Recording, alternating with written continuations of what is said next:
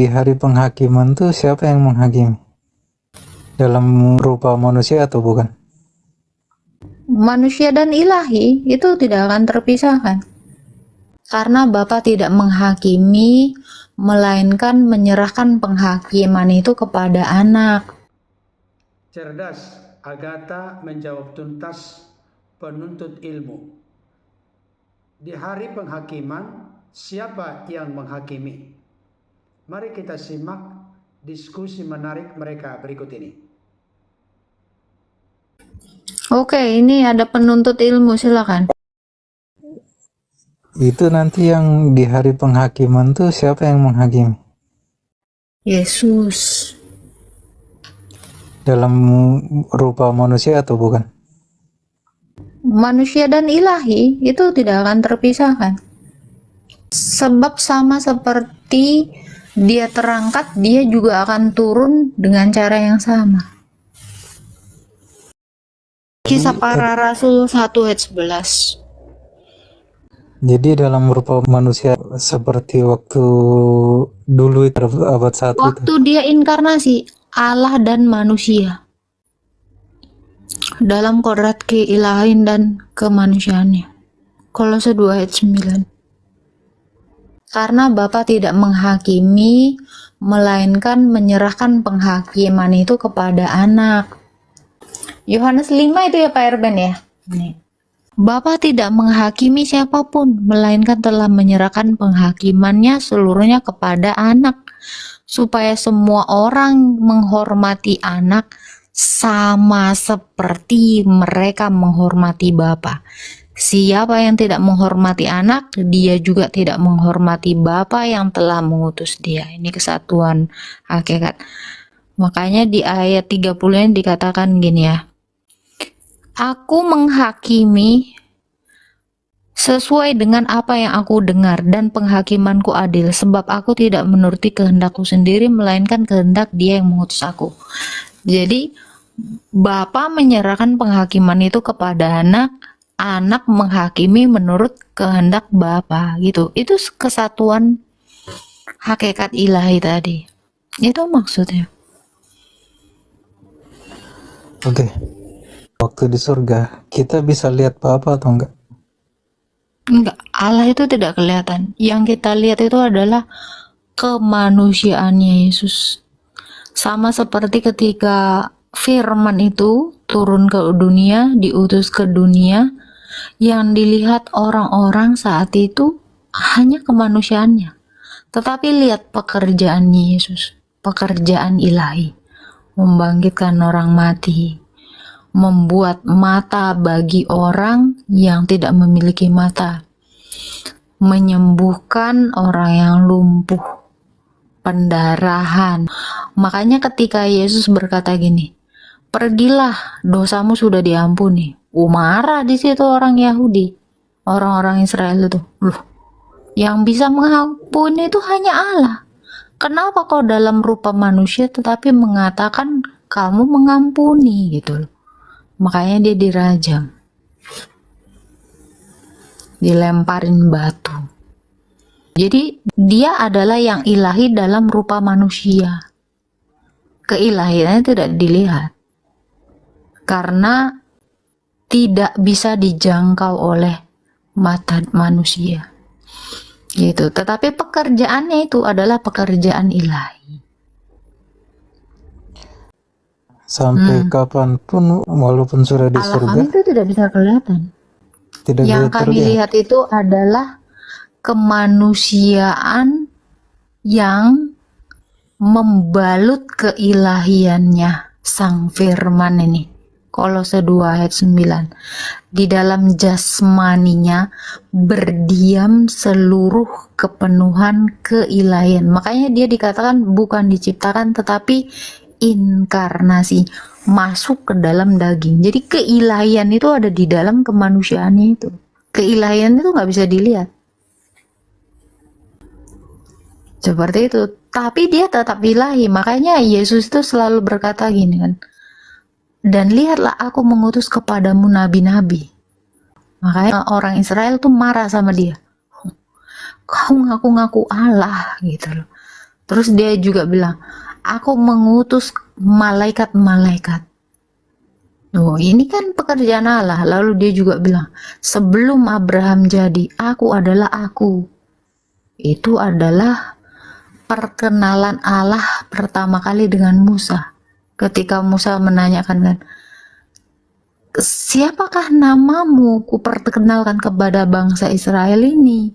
Ditanya Musa kan, aku adalah aku. Itu juga yang dijawab Yesus. Ketika orang-orang Israel itu menanyakan dia, bagaimana mungkin umurmu belum 50 tahun tapi kau bilang Abraham sudah melihat hari-harimu dan Abraham bersuka cita. Yohanes 8 ayat 58 ini. Yesus mengaku itu, sebelum Abraham jadi, aku adalah aku. Langsung orang Israel saat itu melempari dia dengan batu, mau dirajam dia. Jadi dia itu berkali-kali dia mengaku Allah. Perbuatannya itu orang perbuatan Israel, Allah. kok orang Israel tidak mengakui, pelan kan harusnya kan Karena di rupanya kitabnya ada. manusia. Karena rupanya manusia. Tapi kan harusnya ada dong Kan nubuatannya dilihat kalau dia akan begini turun. nih. Orang Israel ini kan orangnya nggak goblok, nggak gampang percayaan. Dia nggak gampang, oh denger wahyu gini-gini, oh percaya. Nah, dia nggak kayak gitu orang Israel ini. Udah sering nengok mukjizat, tetapi mereka tidak menjadi percaya. Kalau mukjizat itu terlalu receh. Sampai dia mati dan bangkit, baru murid-muridnya itu menjadi percaya semuanya. Karena apa? Yang diharapkan manusia itu bukan mukjizat. Yang diharapkan manusia itu bukan sesuatu yang wow jangka pendek, bukan. Makanya kenapa orang-orang itu mencari Tuhan? Karena mereka takut mati. Harapan mereka adalah mereka dibangkitkan. Kristus ini ketika dia berkata-kata demikian, sesungguhnya anak manusia akan diserahkan, akan mati dan akan bangkit pada hari yang ketiga. Orang-orang tuh nggak ada yang percaya. Bahkan murid-muridnya juga nggak percaya saat itu. Kenapa? Karena mereka itu masih ditutupi selubung. Segitu mereka udah ngelihat mujizatnya begitu banyak. Dari yang laju harus dibangkitkan. Apalagi orang-orang sekarang ini yang goblok ini ya. Cuman dengar katanya, aku dapat wahyu begini-gini. Terus percaya, ini goblok. Orang Israel tuh gitu. Karena mereka berpikir. Sampai mereka melihat dia bangkit. Baru di situ mereka percaya. Sesungguhnya dia adalah Allah. Karena tidak ada satu orang pun yang bisa membangkitkan dirinya sendiri sesuai dengan apa yang dia katakan. Makanya Thomas saat itu yang nggak percaya ya, ini Thomas termasuk murid yang paling degil.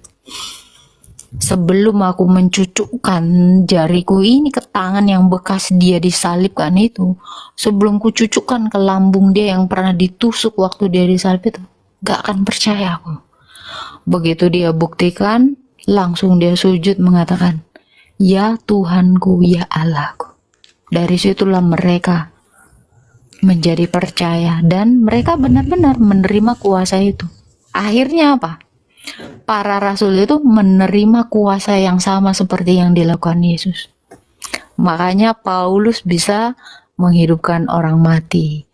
Petrus juga menghidupkan orang mati. Namanya Tabita. Namanya yang satu lagi Yutikus. Mereka mengusir setan. Mereka menjadi sama seperti Kristus. Diberikan mujizat sama Yesus. Tapi kan ada yang juga yang sebagian tak percaya. Ada. Itu hanya segelintir orang-orang Farisi. Ada di Yohanes 12. Sedikit sekali, sangat sedikit. Tetapi yang percaya itu ribuan. Bahkan pembaptisan pertama itu 5.000 orang bertobat. Lalu berikutnya. Kamu bayangkan orang Israel ini berapa jumlahnya? Sekian ribu tahun Jumlah orang Israel itu berapa orang? 1/10 dari orang Kristen pun nggak ada. Sedikit sekali yang tidak menjadi percaya. Tetapi yang menjadi percaya, yang orang-orang Israel itu kemana? Keluar dari Yerusalem itu dan memberitakan keselamatan itu. Jadi banyak orang yang percaya.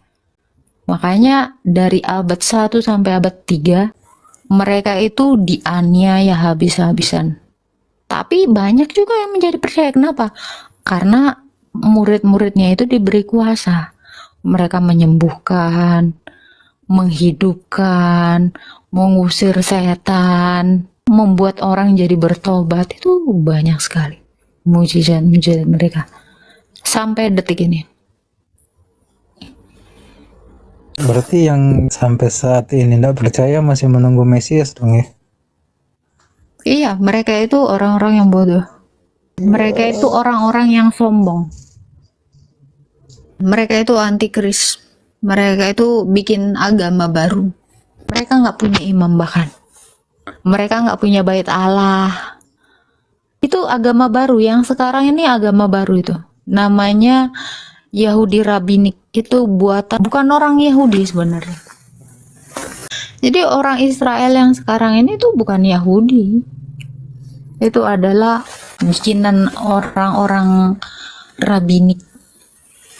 Termasuk yang Zionis itu, Kak. Iya. Agama mereka itu baru ada di abad 10. Jadi yang tertua itu ya Kristen. Kristen itu adalah Yahudi. Yahudi yang sebelumnya. Yahudi penggenapan. Kalau bisa dibilang ya, mereka menyembah Allah tetapi dalam kemunafikan. Saudara, pertama-tama ingin saya tegaskan, kita patut bangga dan bersyukur kepada Tuhan. Karena kasih karunia-Nya, kita diperkenankan untuk menjadi orang-orang yang dipanggil dan dipilihnya sebagai anak-anaknya dan ahli waris yang kekal dalam kerajaannya. Kita adalah orang-orang yang beruntung dan berbahagia oleh karena di dalam Yesus Kristus ada jaminan, garansi, kepastian hidup yang kekal. Di sisi lain, kita patut bersyukur dan berterima kasih sebab kita yang ada dalam Kristus diperlakukan secara istimewa oleh Yesus Kristus sendiri. Roma 8 ayat 1 jelas berkata, demikianlah sekarang tidak ada penghukuman bagi mereka yang ada di dalam Kristus. Ini merupakan sebuah garansi dan jaminan kepada kita. Siapapun kita yang sudah ada dalam Kristus, terbuka percaya menerimanya sebagai Tuhan dan Juru Selamat dalam hidup kita masing-masing. Di akhir zaman, kita tidak akan turut dalam penghukuman.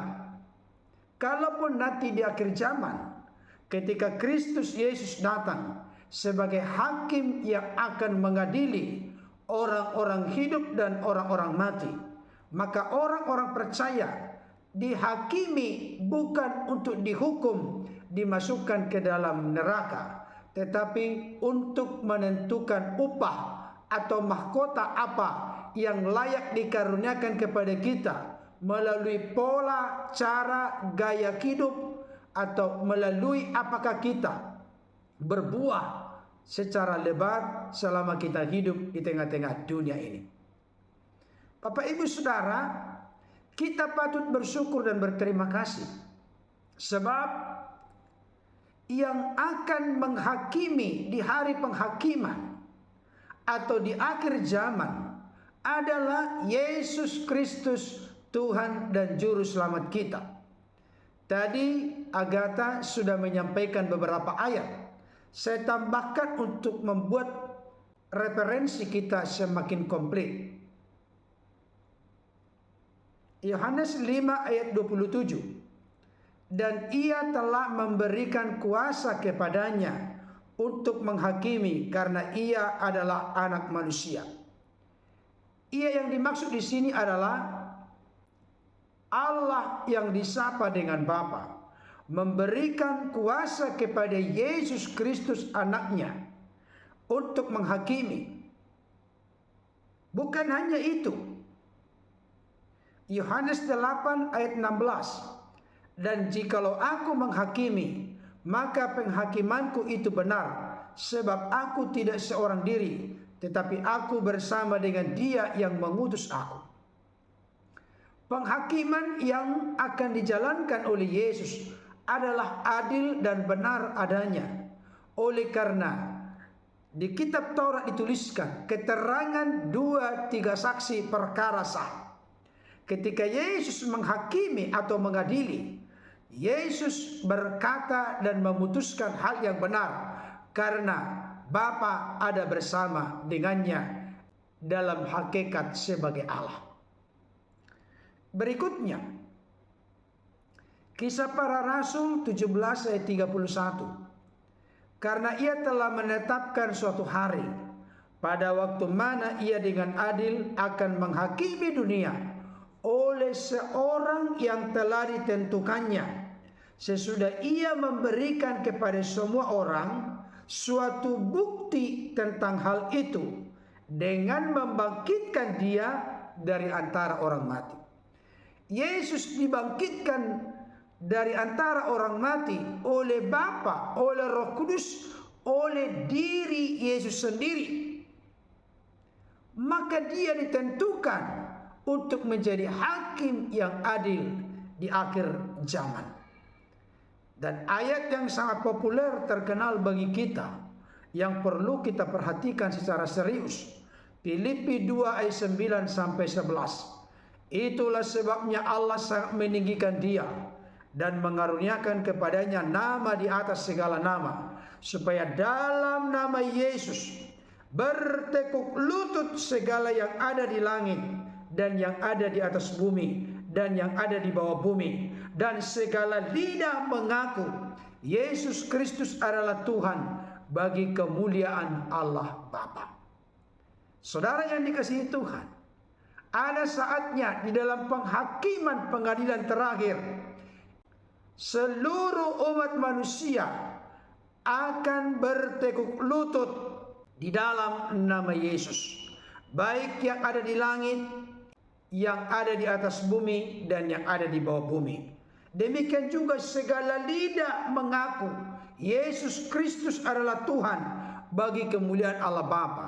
Sekarang muncul pertanyaan untuk kita renungkan bersama. Apakah setiap lutut telah bertekuk lutut, baik yang di langit, di atas bumi, di bawah bumi, kepada Yesus? Tentu belum.